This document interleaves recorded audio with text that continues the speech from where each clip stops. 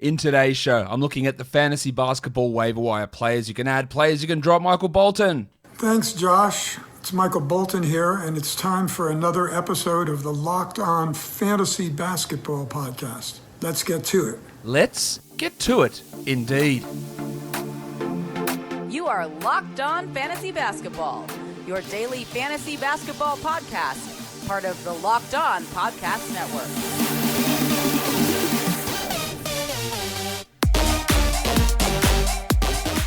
Hello and welcome to the Locked On Fantasy Basketball Podcast, brought to you by Basketball Monster. My name is Josh Lloyd and I am the lead fantasy analyst at basketballmonster.com and at Yahoo Sports Australia, and you can find me on Twitter, as always, at redrock_bball and on Instagram at Locked On Fantasy Basketball. Let's look at the fantasy basketball waiver wire now. And we'll start off with guys that might be considered drops. These are guys who are rostered in over 70% of advanced leagues, and I don't think that they need to be. They can be rostered in certain scenarios for certain specialities in certain punt builds, in certain streaming scenarios for sure. But they're guys that when push comes to shove, if you are looking to clear a roster spot, if you are looking to stream or make a trade, these guys probably can be considered expendable. And let's start with a couple of juniors, Gary Trent Jr. and Tim Hardaway Jr. With CJ McCollum back, Trent's gone from like 35, 36 minutes a night to 27 minutes a night. And let's be fair, in the 35, 36 minutes a night, he wasn't really providing 12-team value anyway. He was scoring and doing nothing else and doing it at poor percentages. And now when you lose, 6 minutes of volume, then the value really disappears. So if you are clinging on to Gaz, I understand the point scoring can look sexy. I understand that he can get hot, but it's in terms of overall fantasy value and consistency in performance, I'm just not sure that he's the guy to have there. Well, Tim Hardaway's last couple of games have been really good without Dorian Finney-Smith, but his overall body of work this season has not justified being a hold all year, and he's been rostered in a ton of leagues all season, and I don't fully understand why. So if you did add him for the Dorian Finney-Smith absence, I get that. I get the boost in points that he received, but this is not just based on his roster percentage after those couple of games, because it was already high. But now, with Finney-Smith likely to return after the birth of his child, Hardaway, his value is going to drop pretty quickly, I think. Steven Adams, again, if you are looking for some field goal percentage and rebounds, that can help you. Like, he can do that for you for sure. But as a general must-roster player right across the board, a guy that gets 26, 27 minutes a night and scores 5 points, with low blocks, low steals, bad free throws, I don't really see the appeal there. It can help some teams, but again, if I have him, he's a guy that I'd consider someone I'd move on from. And Kobe White. Now, Kobe White had big opportunities this year. He was the starter. He played 34 minutes a night. He didn't generate any steals. He couldn't hit any shots. His assists never went up. Like, he was just bad.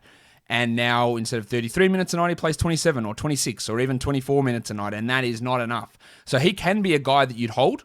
If you want, by all means, maybe he gets the starting job back. That's a distinct possibility. So, it's not an auto-drop scenario, but I think if you are in a desperation stake with fantasy playoffs not that far away and you need to make decisions, if you realistically appraise your roster, maybe he's the worst guy on there. And the same would go for Bojan Bogdanovic, who's just struggled all season.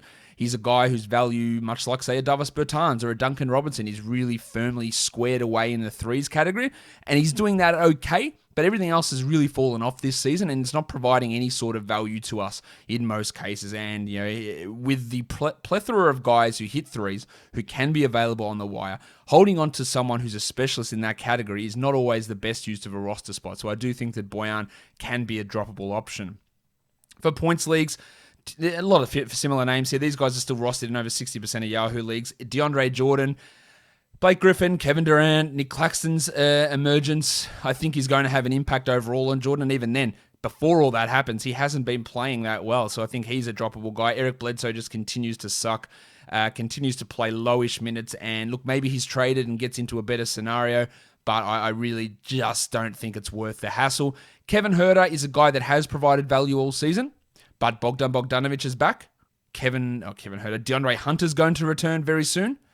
Chris Dunn is going to return very soon. Now, there's no guarantee that Dunn is even in the rotation, but it's just another name who's on that wing rotation. So those 34 minutes a night that Huerter was playing might become 28, and then that value drops pretty significantly.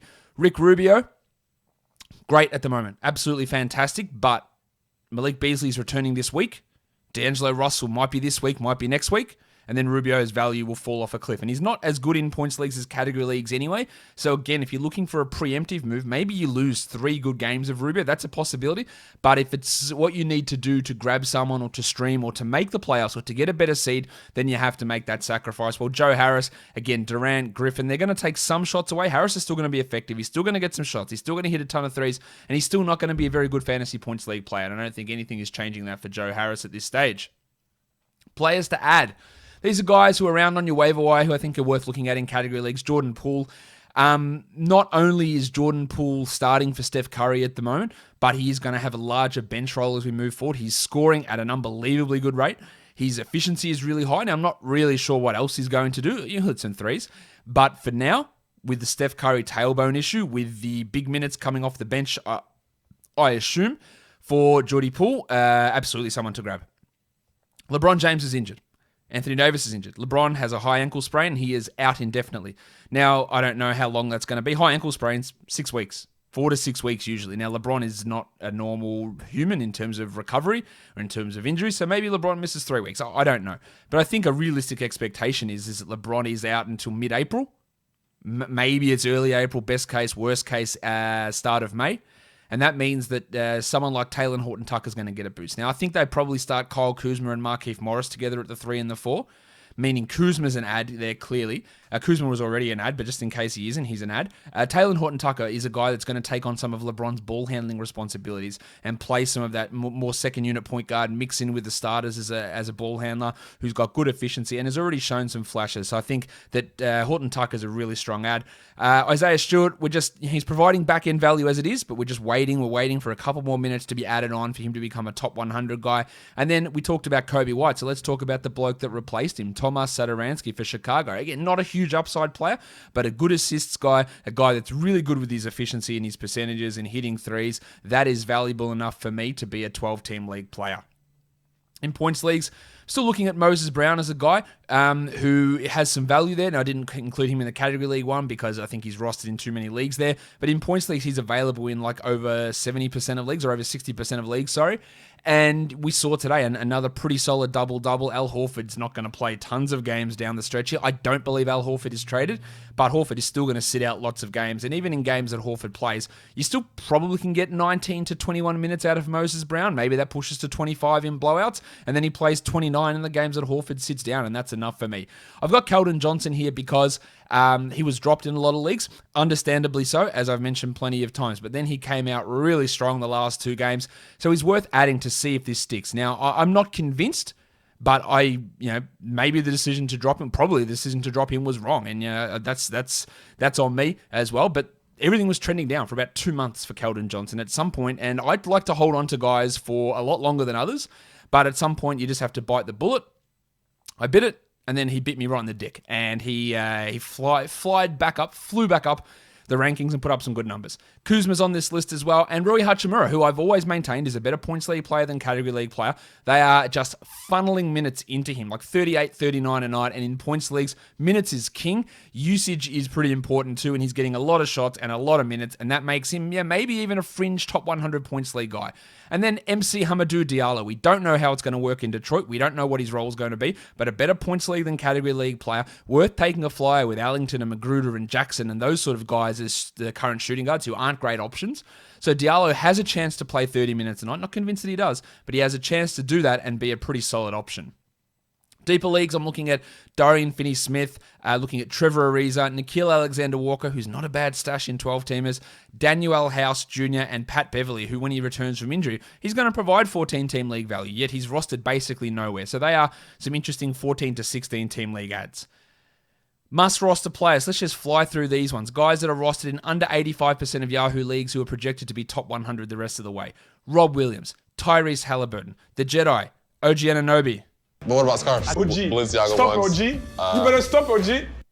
PJ Washington Jr., Evan Fournier, Thad Young, Marcus Smart, Maximum Derek White, Darius Garland, Larry Nance Jr., Malik Beasley, TJ McConnell. I've got that with an asterisk. Now, McConnell, the thing with McConnell is, right, the first 2-3 games when Karis LeVert returned, McConnell was just 20 minutes a night, no ball handling.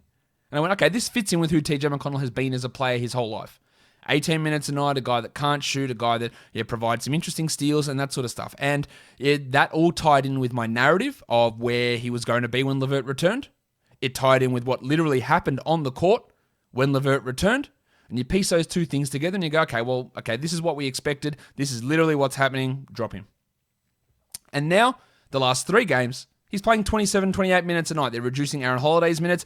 I'm not sure I love the decision from Nate Bjorkgren, just because of McConnell's literally inability to shoot and the fact that nobody respects him as a shooter, so they just leave him wide open. I'm not 100% convinced that this is the right call to play him like 28 minutes a night while Jeremy Lamb gets 13 minutes and Aaron Holiday doesn't play. But that is what Bjorkgren has decided to go with. And, that's, again, probably he shouldn't have been dropped. And if he's available, you add him and let's see what happens. And it could very well just go pear-shaped again and he plays 21 minutes a night and gets 4, 1, and 3 with a steal. All right, that could very easily happen, but let's just re-add and see what goes on. Jakob Poeltl, must roster. Kevin Porter Jr., despite an absolute turd today, he'll be must roster because, again, we're banking on some John Wall injuries/surgery and perhaps a Victor Oladipo trade. But the evidence of when he plays with Wood, Oladipo, and Wall is that he is not a rosterable player, but that's not why we're rostering him. It's not under the expectation that Oladipo, Wall, and Wood just play every game together for the rest of the season. And then Jordan Clarkson, another guy who's a must-roster player. Popular ads. TJ McConnell, we've talked about. Talen Horton-Tucker, we've talked about. A couple of Knicks guards with all the injuries there with Peyton and quickly banged up, and Derrick Rose continuing to be out for literally forever, apparently, with COVID protocols. Alec Burks and Reggie Bullock are putting up some good numbers, so they've been added in a lot of leagues. Well, Otto Porter, I don't really believe that one. He had some good minutes and good production last game. They closed the game with him for God knows what reason. I'm not buying into Otto Porter as a 12-team league ad. Let's look at some hot players as well, guys, in the top 100 who are rostered in under 50% of leagues. Reggie Bullock, we talked about, really good 3-point stream, especially for deeper leagues. Nickeil Alexander-Walker, Facu Campazzo, who is your TJ McConnell analog, an assist and steals guy while Morris and Harris are out. Joshy Jackson with the Ellington and Magruder and Diallo injuries and Hayes injuries. He's got some value there. Well, Nicola Batum has jumped back into the top 100. I'm not rushing to add Nick Batum based on these couple of games, but as a streamer, there is some value there for him.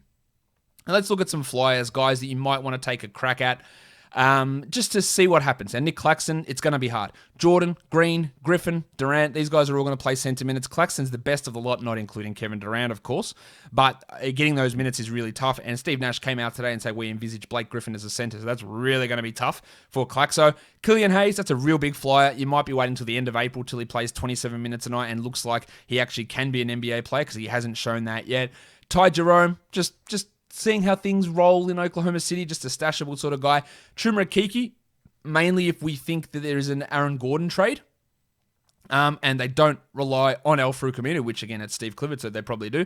And then Troy Brown, he's never going to get those minutes on the Wizards, but if he is traded somewhere else, I think there is still some ability in Troy Brown to be a useful enough fantasy player. So he's just a very wild flyer type of guy. Guys, that'll do it for me today. Don't forget to subscribe, Apple Podcasts, Google Podcasts, Stitcher, Spotify, and on YouTube. Give me a thumbs up, leave a comment down below. Guys, we are done here. Thank you so much for listening, everyone. See ya.